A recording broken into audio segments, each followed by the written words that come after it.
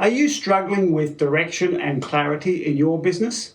Without this, it's easy to lose sight of what's truly important, meaning you can waste a lot of time, effort, and money working on the wrong things. And ultimately, this means your business can fail to reach its full potential. The solution is to create a business manifesto. And over the past 10 years, I've collected hundreds of examples of business manifestos and helped dozens of clients create them. To help you focus on what's important, today I'll share the six types of business manifestos to help you grow your business. You'll probably recognize all 6 types, but that's not the important thing here. Instead, I'll share how and when to use each one.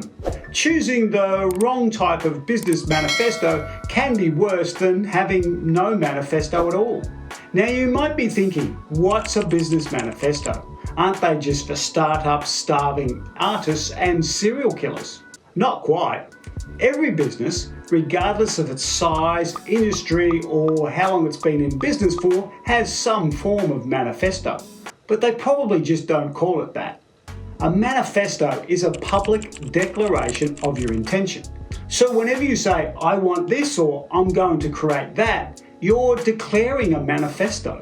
And that's what makes it an umbrella term for things like visions, missions, purpose, and values. And that's 4 types of business manifestos right there. I'm sure you know those. The big problem with the way that people in business use manifestos is that they don't clearly differentiate between them. Instead of being clear and concise, they end up being fuzzy and unclear. And worse, they tend to end up looking and sounding all the same. You might have heard the old expression, if the only tool you've got is a hammer, then everything starts to look like a nail. And that's what happens when you don't differentiate between the 4 types of business manifestos. Let's change that right now. Here's 4 examples and 4 definitions that will clearly show how they are different. Businesses love mission statements, and that's because businesses love productivity and efficiency and specific results and measurable outcomes. And that's what a mission statement is. It's a specific outcome or goal you want to produce. It's a result. Here's a clear mission statement from Spotify.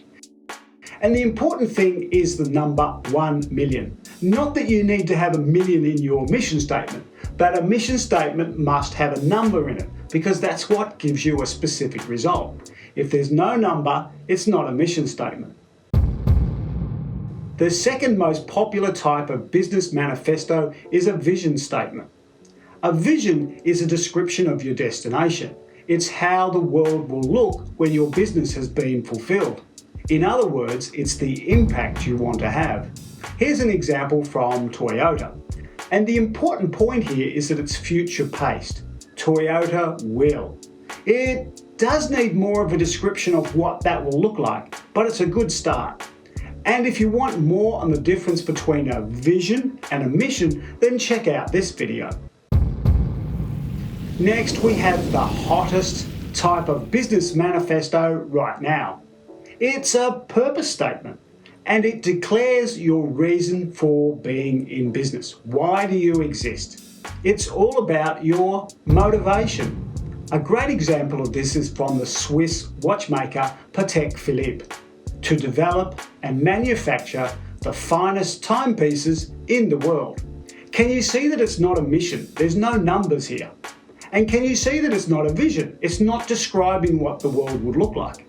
Instead, it's a very clear motivation for what they create.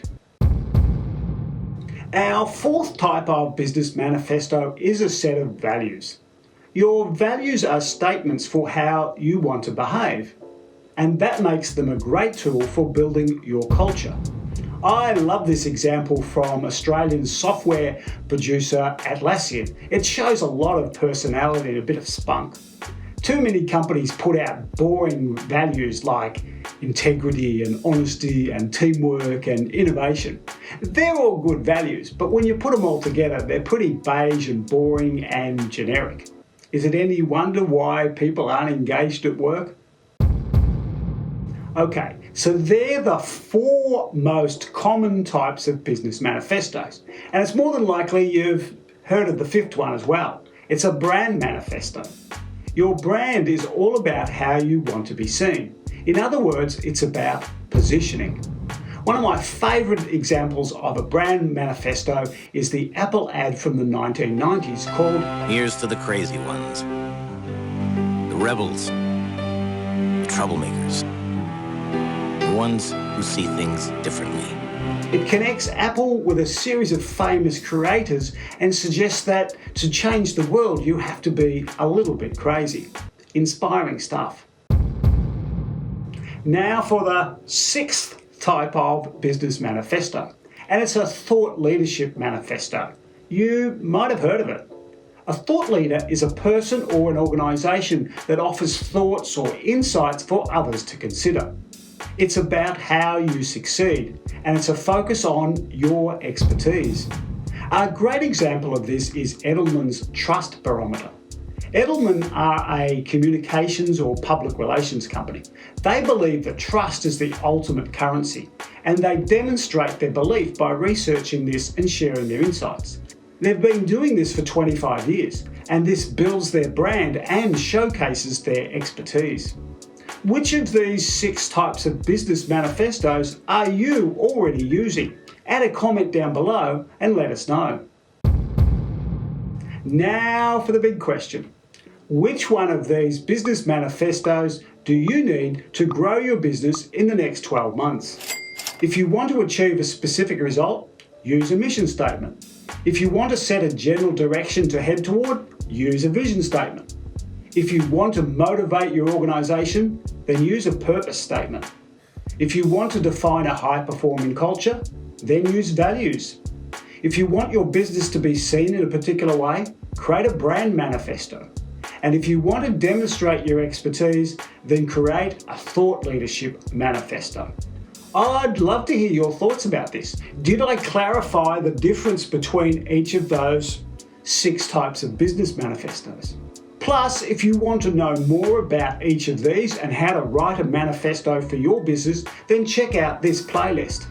And if you can't find the answers you need, add a comment down below and I'll give you my best answer. Thanks for watching, and I'll see you in the next video.